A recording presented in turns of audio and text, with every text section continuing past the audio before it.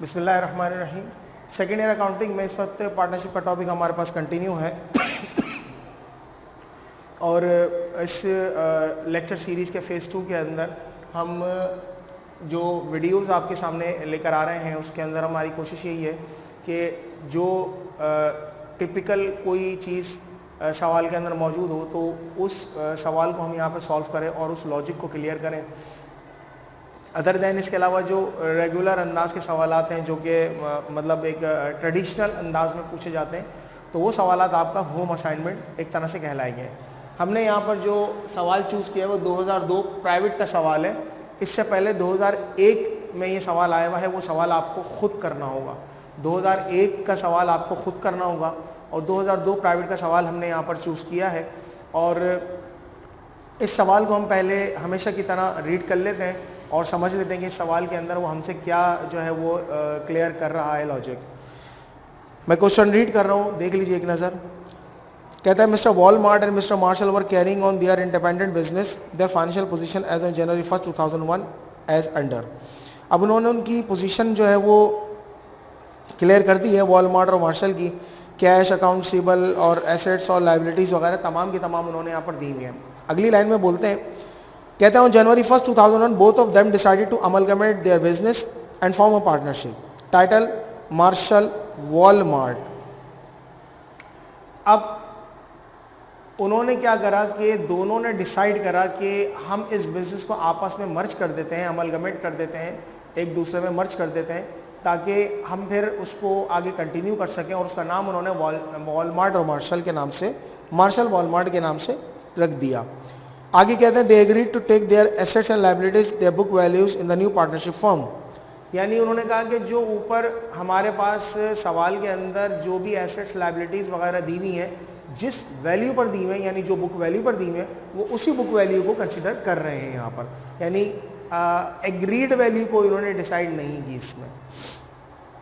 आगे कहते हैं they further agreed to make their capital at par with each other that is 40 lakh each. अब एक बात जो इम्पॉर्टेंट है वो ये कहते हैं कि दोनों ने इस बात पर एग्री करा कि उन दोनों का जो कैपिटल है वो 40 लाख रहेगा। दोनों का कैपिटल 40 लाख रहेगा, यानी 40 लाख के कैपिटल पर दोनों एग्री हो चुके हैं। हर एक बंदे का यानी 40 ईच बोला है उसने। Shortage of agreed capital if any is to be made up by the partner by investing an additional investment in cash from his personal resources and excess if any is to be withdrawn in cash from the business of a newly formed firm। यानी इसका मतलब उन्होंने कहा कि अगर किसी partner की कोई डेफिशिएंसी होगी, कोई कैश की शॉर्टेज होगी तो बिजनेस के अंदर इजाफी तौर पर इन्वेस्ट कर देगा। और अगर किसी पार्टनर का इजाफी इन्वेस्टमेंट आ गया जो उन्होंने बुक वैल्यू पर अपने बिजनेस को शुरू करा और एग्रीड कैपिटल से ज़्यादा आपका कैपिटल हो गया तो आप क्या करेंगे, कैश को विड्रॉ कर लेंगे। जैसे कैश की इन्वेस्टमेंट करते हैं वैसे कैश को विड्रॉ कर लेंगे आप। रिक्वायरमेंट में कहते हैं कि पास journal entries books of new partnership firm on January 1, 2001 और prepare balance sheet of the firm. अब देखिए हमने सवाल को यहाँ पे सॉल्व करा है। बेसिकली जो उनके एसेट्स यानी डेबिट साइड थी वो यहाँ पर ले ली और जो क्रेडिट साइड थी वो ले ली और ये कैपिटल का बैलेंसिंग फिगर हमने निकाल लिया। ये काम हमने पहले भी एक क्वेश्चन में किया था ऐसा काम, तो वहाँ पर हमने बिल्कुल सेम प्रोसेस अपनाया था और उसके बाद हमने देखा इनका कैपिटल आया है 36 लाख रुपए। हमें कैपिटल लाना था एज पर एग्रीड 40 लाख। तो इसका मतलब इनकी जो डेफिशिएंसी है 36 लाख यानी 4 लाख की इजाफी। तो देखिए कैश और कैपिटल से हमने ये इन्वेस्टमेंट यहाँ पर कर दी तो 4 लाख रुपए मजीद बिजनेस में आ गए। तो 36 + 4 ये हो जाएगा इनका 40 लाख रुपए। ठीक है, तो उस लिहाज से हमारे पास जो है इनका दरअसल कैपिटल यहाँ पर फॉर्म होकर आ गया। हम दूसरे पार्टनर के पास आते हैं, उनकी भी हमने जो भी वैल्यूज़ थी एसेट्स की, लायबिलिटीज़ की, डेबिट और क्रेडिट साइड की, वो हमने यहाँ पर कैलकुलेट कर ली।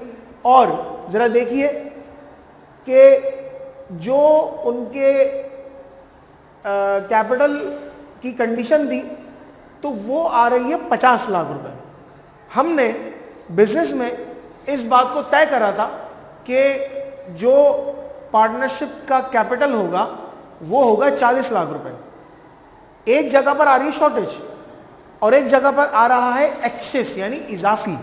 तो जब इजाफी होगा तो वो भी बिजनेस से विड्रॉ कर लेंगे हम, यही हमारा इस टर्म्स एंड कंडीशन में एग्रीड किया। तो अब देखिए जब हम बिजनेस के अंदर इन्वेस्टमेंट करते हैं तो कैश और कैपिटल, कैश डेबिट और कैपिटल क्रेडिट हो जाता है।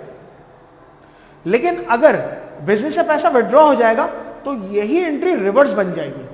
तो कैपिटल डेबिट हो जाएगा और कैश को क्रेडिट, कैश को निकाल रहे हैं ना बिजनेस से, तो लाजमन कैश कम हो जाएगा और कैपिटल भी कम होगा। कैपिटल कम होगा तो रूल के मुताबिक वो डेबिट पर शिफ्ट हो जाएगा। तो इस तरह ये एक इजाफी एंट्री जो है यहाँ पर पास हो जाएगी। अब ये तो हमने इनकी ट्रांजैक्शन जो थी उसकी एंट्रीज पास कर दी। अब एंट्रीज पास कर लेने के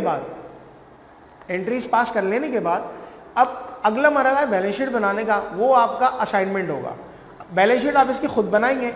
बैलेंस शीट बनाने का तरीक़ेकार आपको जो है वाजे किया हुआ है कि किस तरह से बनेगा कि जो आइटम आने से कैश यहाँ पर आ रहा है, कैश यहाँ पर डेबिट हो रहा है, इसी तरह कैश यहाँ पर डेबिट है और कैश यहाँ पर क्रेडिट है, तो जो डेबिट है वो प्लस होंगे, जो क्रेडिट है वो माइनस।